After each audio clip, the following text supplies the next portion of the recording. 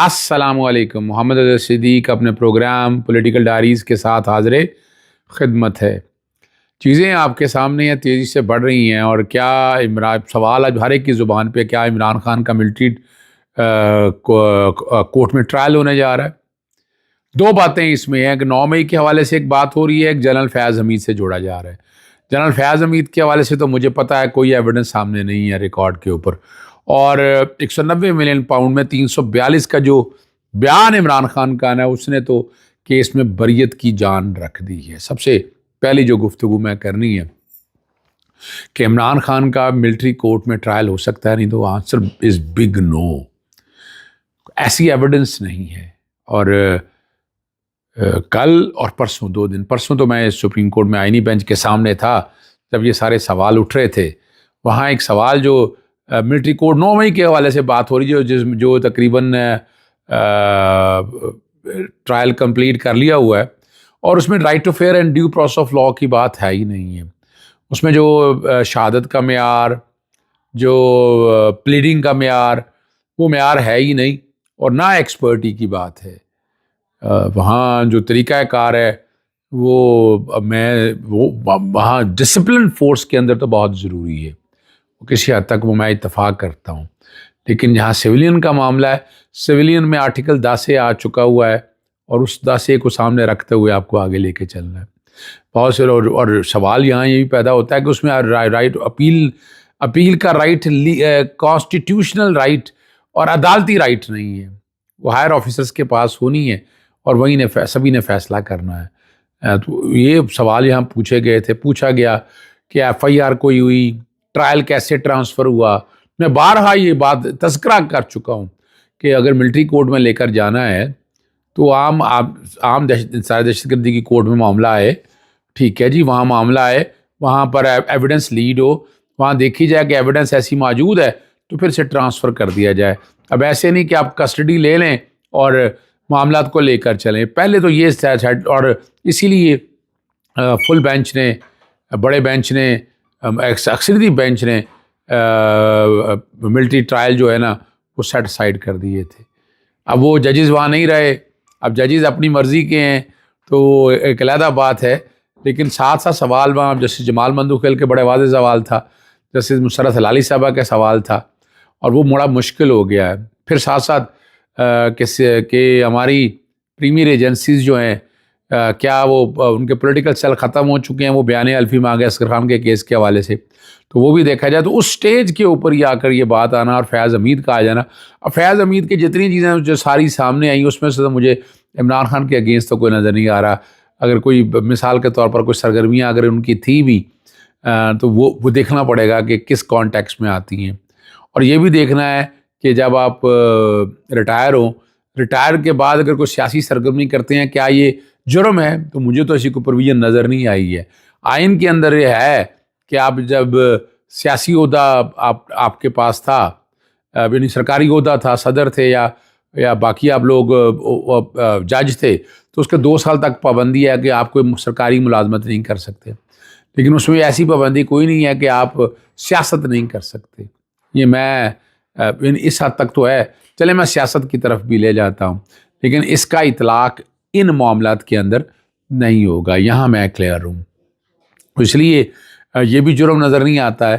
ابیٹمنٹ میں اگر عمران خان کو انوالو کرنا ہے تو کیا ریزنز ہیں، کیا جسٹیفیکیشنز ہیں، وہ کوئی نہیں ہے. اس لیے کہتے ہیں کہ اس کو عام کورٹوں کے اندر جائیں، ایویڈنس لیڈ کریں. ایویڈنس لیڈ کرنے کے بعد آپ جنرل فیاض حمید کے کیس میں بھی اگر انوالو کرنا ہے تو کر سکتے ہیں، لیکن اس میں بھی اگر اوپن ٹرائل ہو تو کیا حرج ہے. عام عدالتوں کے اندر وہ لوگ دیکھ سکیں، یعنی ہم جا کر دیکھ سکیں، ہم مشاہدہ کر سکیں، اور باقاعدہ آبزرور ہوں تاکہ انگلی نہ اٹھائی جا سکے. اور اس میں حرج کوئی نہیں ہے. Right to fair trial and due process of law جب آپ دینا ہے آپ کو، تو یہ آپ کو وہ تقاضے آئین کے پورے کرنے ہیں. آپ کو شفافیت کے، ٹرانسپیرنسی کے، آپ کو اور مجھے فی الحال عمران خان نے اب پریشر جو کہ بہت زیادہ بلڈ ہو چکا ہوا ہے سول نافرمانی کی تحریک کا اوورسیز سے. اب اوورسیز سے جو میری اطلاع ہے، اوورسیز والے خود چاہ رہے ہیں. پاکستان تحریک انصاف تو شاید اس معاملے میں اتنا نہ کہے، لیکن اوورسیز والے اوورسیز پاکستانی خود چاہ رہے ہیں اور ڈیمانڈیں بھی کون سی کو بری ہیں. ڈیمانڈیں جو ہیں وہ جوڈیشل انکوائری کی اپنا 9 مئی کی اور 26 نومبر کی اگر آ گئی ہے تو اس میں برائی ایسی کوئی نہیں ہے, نہ کوئی ایسی بات ایسی ہے کہ جس کو ہم لے کر چلیں اور ہم ڈینائی کرنے کی رائٹ بات کریں. انکوائری ہونی ہے, انکوائری ہونے میں آج کیا کسی بھی فریق کو اعتراض نہیں ہونا چاہیے. اور یہ تو Pakistan commission of inquiry act کے تحت وفاقی حکومت کو باقاعدہ تشکیل دے دینا چاہیے اور اس کو لٹکانا بھی نہیں چاہیے. اگر آپ لٹکانا چاہتے ہیں ایک علیحدہ بات ہے, لیکن دودھ کا دودھ اور پانی کا پانی ہو جائے گا, ہر چیز سامنے آ جائے گی. اس لیے تقاضا بھی یہی ہے اور آپ کو کر بھی دینا چاہیے, اتنا ڈیلے نہیں کرنا چاہیے. میں تو پہلے دن سے یہ بات کر رہا ہوں 9 مئی کے حوالے سے. دیکھیں 5 جون 2023 کو میں پاکستان میں کیا اس پر UK میں بیٹھے میں نے کہا تھا پاکستان کو مساق پاکستان کی ضرورت ہے, اور اس میں جنرل ایمنسٹی کی بات میں اس وقت بھی کرتا رہوں, میں بعد میں کرتا رہوں گا. قوم آگے بڑھے ابھی سارے تاکہ آئندہ سے طے ہو چیزیں. آپ جتنی امینڈمنٹس کرنی ہیں کر دیں, دوبارہ کوئی جرت نہ کرے. اگر آپ کور کمانڈر ہاؤس یا باقی جگہوں پہ حملہ کے حوالے سے اگر بات آتی ہے, لیکن اس کے لیے آپ کو اتنے عوامل بھی تیار کرنے ہوں گے, اتنے بیریکیڈز لگانے پڑیں گے, اتنے قدغنیں لگانی پڑیں گی آپ کو, جو شاید اس کیس کے اندر نہیں ہے. اب آخری بات کی طرف چلتے ہیں. عمران خان کا 342 کا جو سوال جواب ہے وہ پوائنٹ ٹو پوائنٹ ہے, میں آپ کے سامنے رکھ دیتا ہوں. وہ جو بیان سامنے آ گیا ہے 79 سوالوں کے جوابات جمع کروائے.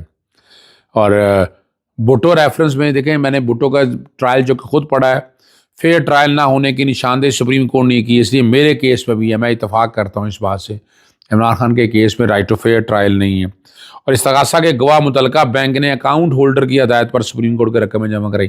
یہ بھی حقیقت ہے کہ اکاؤنٹ ہولڈر ملک ریاض یا علی ریاض باقی انہوں نے کہا تو اماؤنٹ یہاں جمع ہوئی. اسٹیٹ بینک کو کوئی نقصان نہیں ہوا کیونکہ رقم اسٹیٹ بینک کی تھی نہیں, نہ ہی وفاق کی تھی, نہ ہی سرکار کی وہ رقم تھی.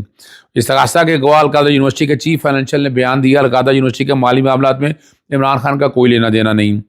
پروسیکیوشن کے اپنے ریکارڈ کے مطابق شہزاد اکبر اور ضیاء المصطفیٰ 6 نومبر 2019 کو پاکستان میں تھے. استغاثہ 6 نومبر 2019 کو NCA کے ساتھ کانفیڈینشیل ڈیڈ کا دعویٰ کر رہا ہے.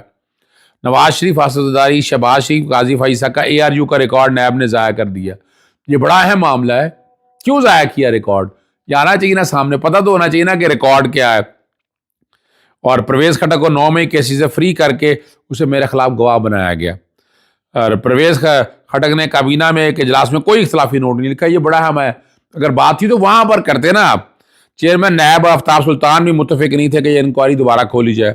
پہلے انکوائری افسر یاسر رحمان کے مطابق بھی کیس نیب آرڈیننس کے تحت نہیں بنتا تھا. مشرق بینک نے یہ سپریم کورٹ کو بتایا کہ یہ 2 فریقین کا معاملہ تھا, حکومت پاکستان اس کی پارٹی نہیں تھی. مشرق پاکستان کا میں نے لیٹر میں نے خود دیکھا ہوا ہے.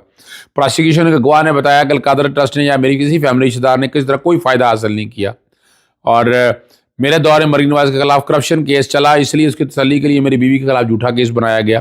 رجسٹرار سپریم کورٹ کی مداخلت یا سپریم کورٹ میں رقم منتقلی کا پروسیس ہوا. استغاثہ کے گواہ تفتیشی افسر نے غیر قانونی طور پر کانفیڈینشیل ڈیٹا تک رسائی حاصل کی. استغاثہ کے تیسرے گواہ تفتیشی افسر سیکرٹ ایکٹ کی خلاف ورزی کے مرتکب ہوئے, ان کے خلاف کارروائی ہونی چاہیے. ٹھیک ہے جی. نواز شریف اسداری شہباز شریف قاضی فائزہ مریم نواز کو فائدہ دینے کے لیے مسنگ فائل کا ڈرامہ کیا گیا. 3 دسمبر 2019 کی میٹنگ میں وزیر قانون فاروق نسیم اور وزیر خزانہ موجود تھے, جنہوں نے کوئی اعتراض نہیں کیا.